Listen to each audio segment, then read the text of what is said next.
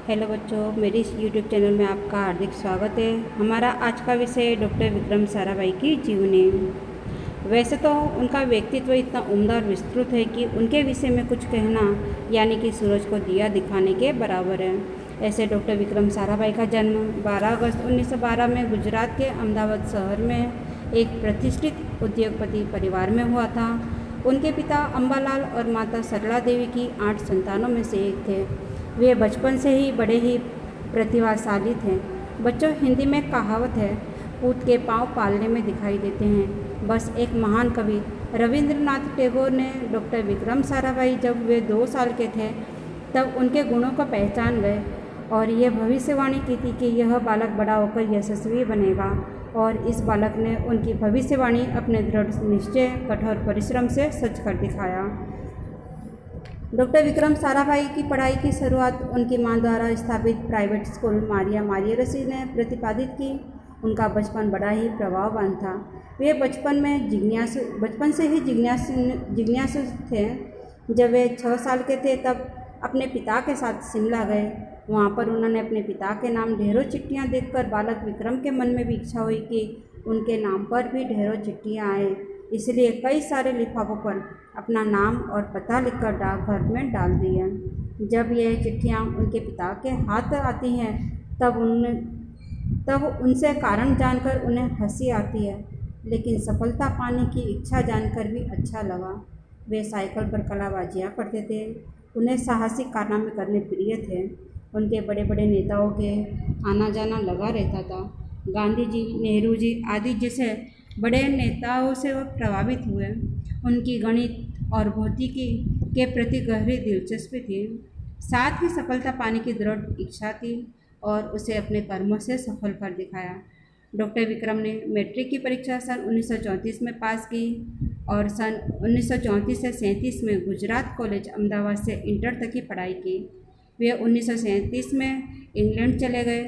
सन 1940 में कैम्ब्रिज से गणित और भौतिकी में बीएससी की उपाधि प्राप्त की। तत्पश्चात द्वितीय विश्व युद्ध के शुरू होते ही वे भारत लौट आए।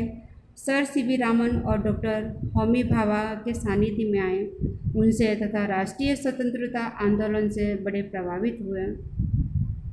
सन 1942 में डॉक्टर विक्रम की मृणालिनी स्वामीनाथन के साथ चेन्नई में विवाह सूत्र में बंधे।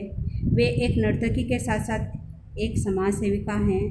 उनके 2 संतानों में से पुत्र कार्तिकेय और पुत्री का नाम मल्लिका साराभाई है।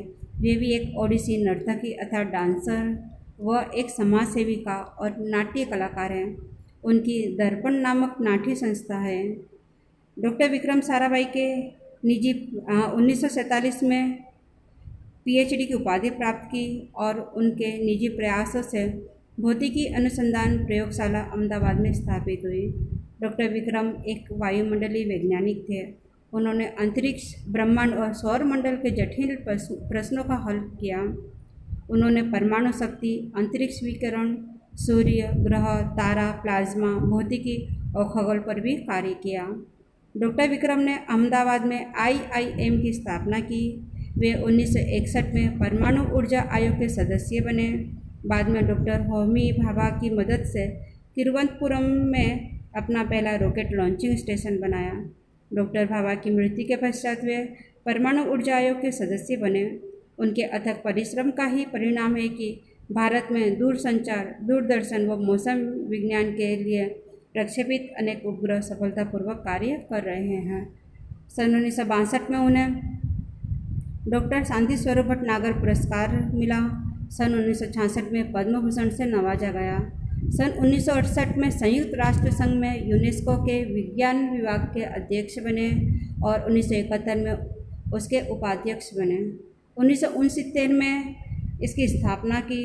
लोगों की गणित और विज्ञान में रुचि बढ़ाने के लिए उन्होंने सामूहिक विज्ञान आयोग की स्थापना की।